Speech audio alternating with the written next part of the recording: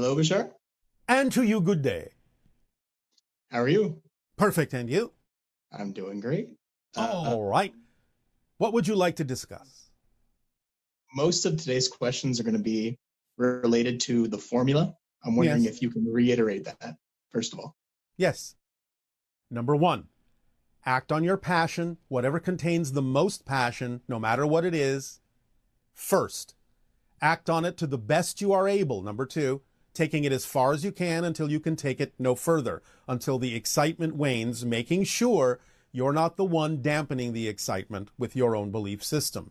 If you're not, then just act on it as best you can, taking it as far as you can until you can take it no further. Number three, act on your passion with no insistence, no assumption as to what the outcome ought to look like, where you think it should take you, so on and so forth, because you really don't know what the best outcome really needs to look like. Number four, remain in a positive state no matter what manifests. Even if what manifests is something you objectively don't prefer, you have to know from a positive position that it's got to be there for a reason that could serve you in a positive way. And if you maintain that positive vibration, you will understand how to use what you don't prefer in a way that you do. And it will serve you. You will extract the benefit from the situation rather than negativity from it by remaining in a positive state and knowing that it's got to be there for a reason. Those are the 4 steps that open up all the tools in the kit that begin to function automatically for you when you follow that 4-step formula as precisely as you possibly can. Okay, and that's exactly what these questions are about, fine-tuning my precision in following those steps. So All right. the first question is, when you say excitement or passion, that also means most positive feeling. Is that accurate? It can be. Again, it's what you're attracted to first. And this goes for any level in your life. In other words, it can be very simple. At any moment, you can have a number of choices available to you of things that you could take some action on. Taking a walk, reading a book, talking to a friend, eating a meal, what have you. Whichever one seems a little bit more exciting, a little bit more attractive, getting you to focus on it with some kind of idea of that's what feels right now, do that one first, as far as you can take it, until you can take it no further. And just keep doing that every time the excitement wanes or you've completed that particular action. Does that make sense? Yes, it does. Very much so. All right. The next question is, do you have some sort of mechanism for discerning when, say, I'm making my excitement appear as my anxiety or my anxiety appear as excitement? Is there a mechanism to assist in discerning that? Yes, it's called self-honesty. All you have to do is be aware that you really, when you stop and think about it, when you let yourself be your true self, you know the difference between what feels exciting and what feels like anxiety. All of you do. So it's just honest self-examination, honest self-investigation. You know the difference if you are honest with yourself. I really do think I do. Can I give an example of something I would call subtle, so to speak, to me at least? Of course. So, for example, most of the time when I feel like exercising or when I want to exercise, it is my excitement. Now, sometimes it's me saying, well, maybe I should be exercising in this case. And in those cases, it can be counterproductive if my body actually wants rest in that case. But the reason that I guess it's subtle to me is because I just assume, which I know isn't the wisest idea, I kind of assume that some things are almost always positive if they fit into a particular routine, but maybe the routine's off. Okay, I see what you're saying now. This is making more sense. Yes. Yes. You just have to realize that, in a sense, and this is a generalization, I know there might be exceptions, because sometimes it can be your excitement saying, hey, why don't you exercise now? But sometimes if you actually have to ask the question of yourself, should I exercise now? That might be an indication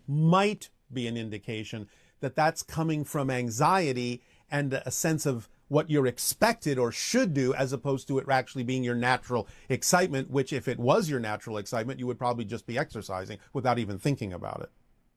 That makes a lot of sense. Now, there can be exceptions to this. That's why it takes honest self-examination, self-investigation to know the difference. But If you just stop and think about it, you can probably tell the difference.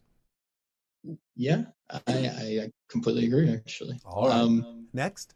Can you deliberately develop a sort of language between you and your higher mind, a sort of agreement where maybe this equals that sort of agreement? Can you do that sometimes? There is already a language between you and your higher mind. That's what we're talking about. Passion, that sensation, excitement, curiosity, love, passion, creativity, that is your physical translation of the communication from your higher mind, because it's speaking to you in an energy language. But that's how your body translates that energy language. Passion is what lets you know you are being communicated with by your higher mind. And the message is, this is you. This is who you are. Act on this now. That's what the higher mind is telling you when you have that sensation. So there's already a direct communication. Your response needs to be the taking of the action, because the language of physical reality is action, not words. So when you do a physical action, that's when the higher mind knows you have heard it and are responding to it. And then it can send you more messages. Do this next. Now do this. Now do this. By sending that sensation that you translate as passion. Act on this now. Act on this one now. Following that thread of passion, which is the communication from the higher mind. And the more you keep acting, the more you will be given more opportunities to act on your passion. If you're not acting, you're not speaking the language of physical reality, you're not communicating with the higher mind, you're not responding to it in the proper language. And if you're not acting on what it's already said to you, what it's already given you to act on, why should it send you more opportunities to act on your passion if you're not willing to act on what it's already sent you? The communication is already there. That's what we're describing. Okay, that's perfect. Yes, I just had to act on it more, I suppose. Yes. So next question is related to acting to the best of my ability. Yes. Once you're in the activity or in the action, should that be your dominant priority, your primary priority, to be acting to the best of your ability? Why wouldn't it be? Maybe it could be still being in tune with that sensitivity. I guess that would still qualify as acting to the best of your ability. Okay. The idea of acting to the best of your ability also takes into account the parameters that exist in your particular reality, in your society, what you're actually capable of doing while maintaining integrity. In other words, you're not breaking your laws, you're not being unethical, things like that, because your society says we've agreed that these are the parameters that everyone will operate in order to be of service to everyone else and allow everyone to do what they need to do. So the idea is not only in your own personal ability to act, but also to what you have agreed are the parameters that allow you to take an action.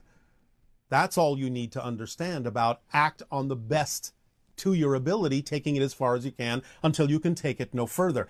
And if you cannot act on it any further because of any of these parameters, that's your first clue that you need to look around for the next thing that contains more excitement than anything else and act on that next.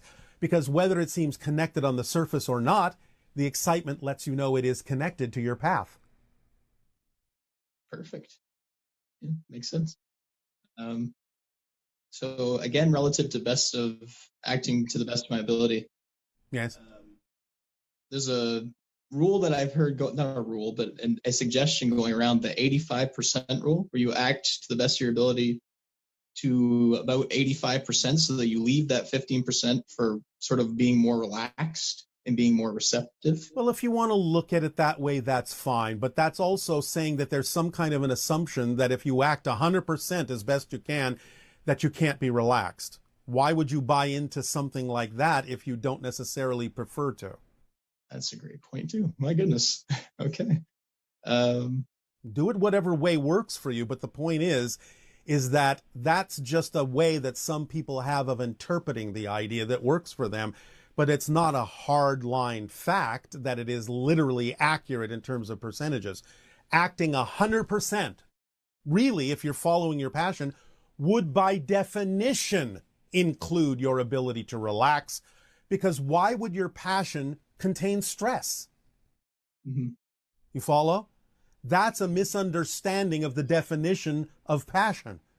That somehow you have to shortchange it in order to be relaxed, instead of understanding that you can go full steam ahead, but full steam ahead would also mean that there is the capability of doing that in a way that allows you to be relaxed. Perfect. It's a more inclusive, holistic understanding that the definition is the definition, and a different definition is a different reality. Okay.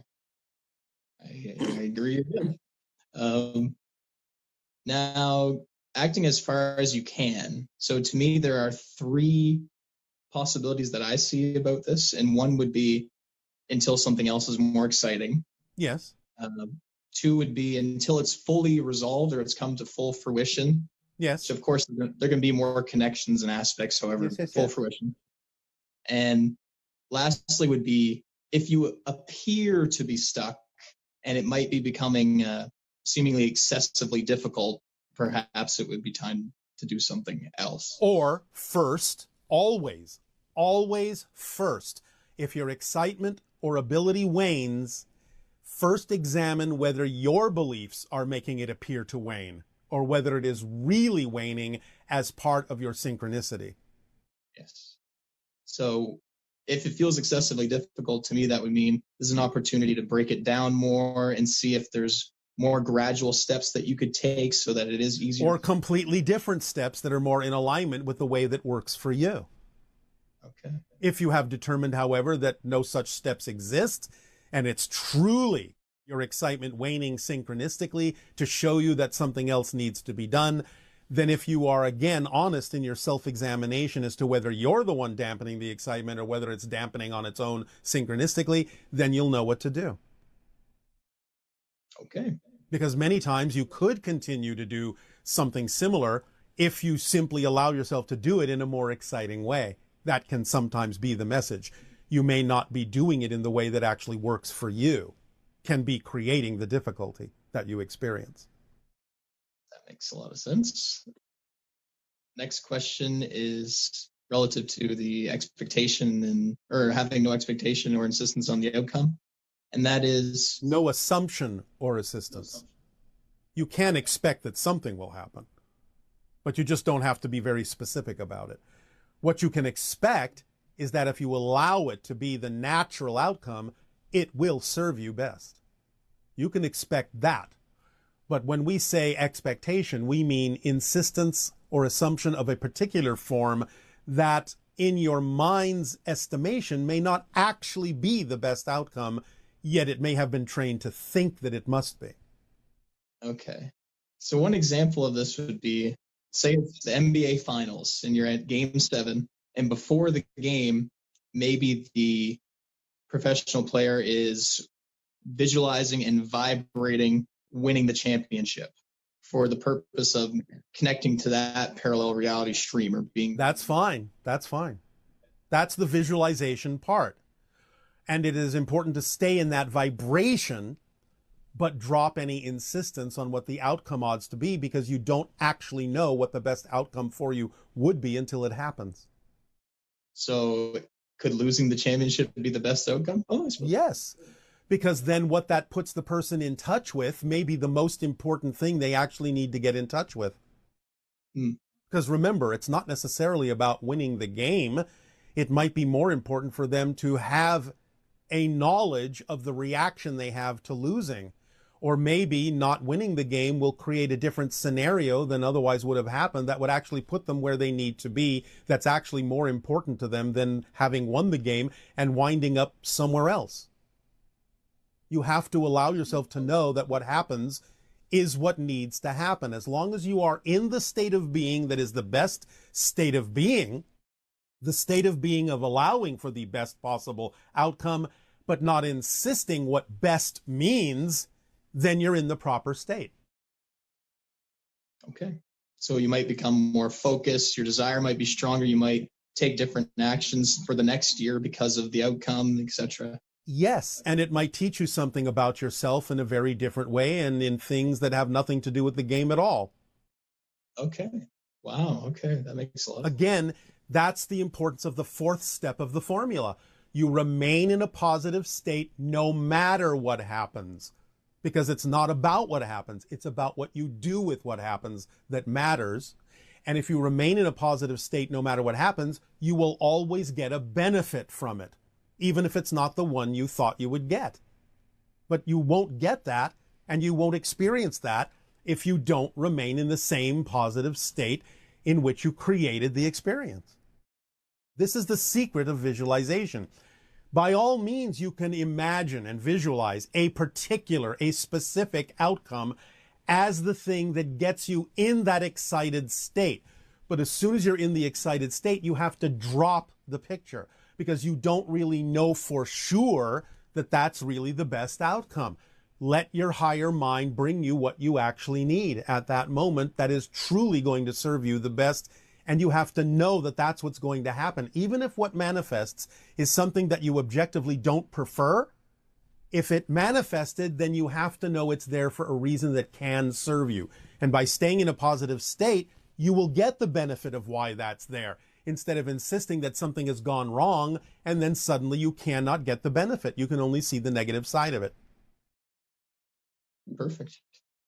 Would you say that having no insistence on the outcome also assists with being more process oriented, more focused on what is needed out of you in order to even aim to do what you want to do? It's not about what you want to do. It's about what you need to do. And what you need to do will be shown to you in the present moment. Okay. How do plans fit into the formula? Again, you can plan. You can plan if you want as part of the process, as long as you allow yourself to have a plan where the plan can change according to the flow of what happens. Okay, perfect. So I kind of see there's almost a path of no resistance or a path of very little resistance, and there's a path of least resistance. Yes. And they're kind of different pacings in a sense. They have different... Well, yes and no. When we use the term path of least resistance, that allows for there to be an experience of no resistance at all, because then that would be the least. Okay, that makes a lot of sense. Yeah. We're not really talking about degrees in that sense. Just allow for the path of least resistance. That could mean no resistance at all. Okay, that's all I needed to hear. That's great. All right. Thank you very much. Good day. You too. Always. So I'm so happy to talk with you. So thank you for having me. Thank you for the co-creation. Please proceed. I have a couple of questions. So one, in a previous transmission a few years ago, you talked about that the reason that there is no heart cancer and that you would talk about it at another time.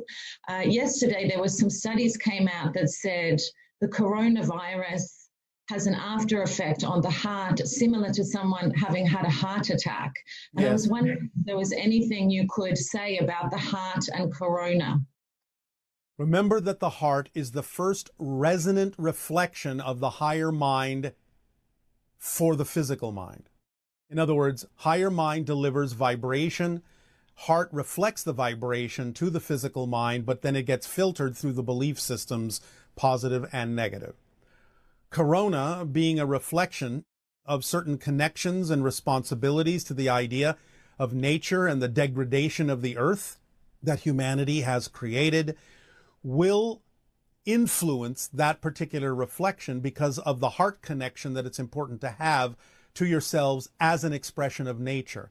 So corona is reflecting the idea that you are now experiencing a filtering from the higher mind to the heart, but from the heart to the physical mind, but through now an extra filter of awareness and responsibility of your connection as nature. And so it's going to create a kind of sense of disconnection, a kind of sense of responsibility energy that needs to be understood, needs to be taken to heart by you in terms of the idea of your connection not to nature, but as an expression of nature, so that you will stop degrading the planet, stop degrading yourselves. Thank you. That's a wonderful insight. Thank you. It's about loving yourself and getting a reflection through Corona that you haven't been loving yourselves. Thank you for that information. That's very helpful. All right.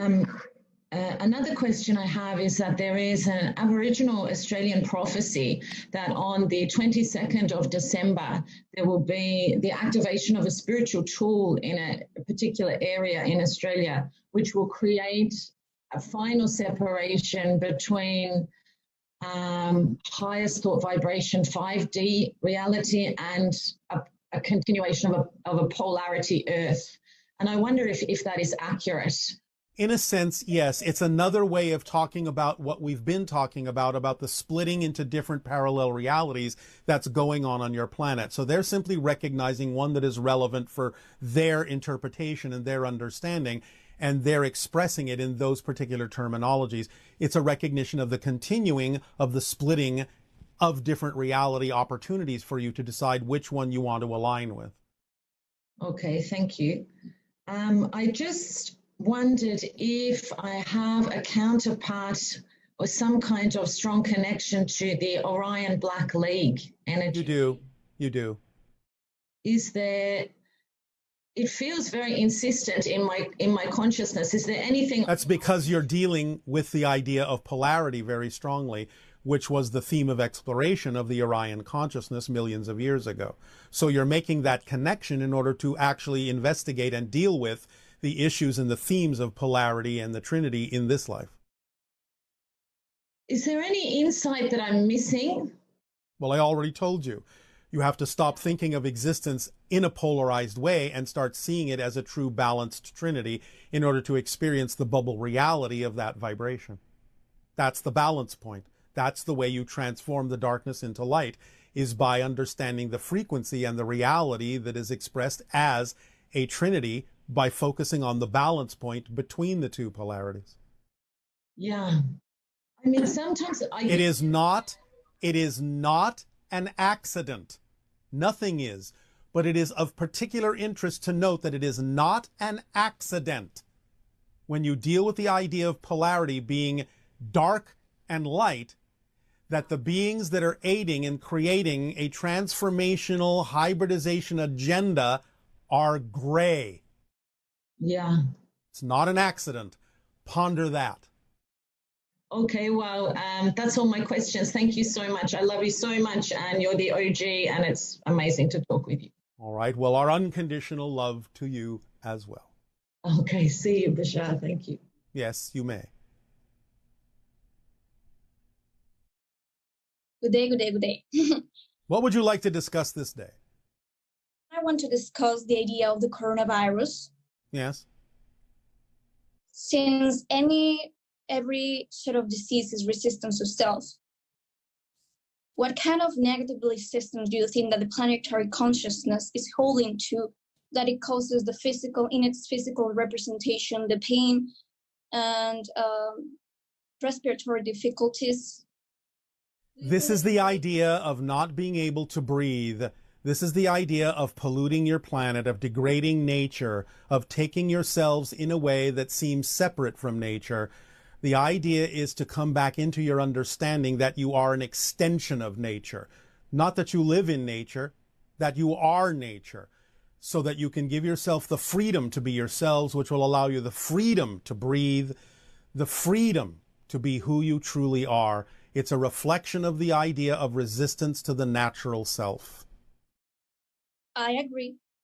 And talking about that chakra, do you have any sort of like information or guidance practice to improve my ability to think better?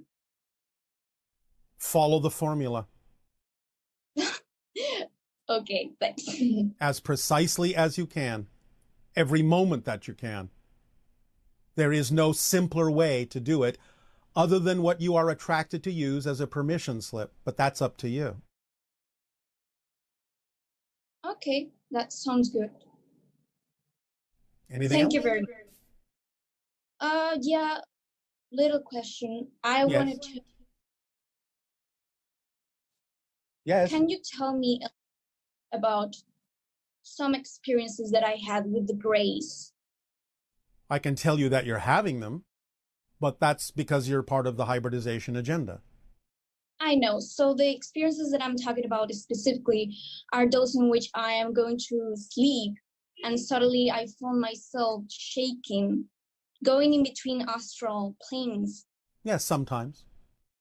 So how is that happens? Why? Well, the vibrational shift can sometimes be a little bit confusing to the physical consciousness. It may not understand exactly what energy is it experiencing, and therefore it may have a little bit of resistance to that vibration, which causes the shaking. But it's a natural thing that happens because of the difference in the frequency between the reality you're in now and the reality you're shifted to in order to have those encounters. Oh, that sounds great. Thank you very much. You're very welcome. Good day. Good day.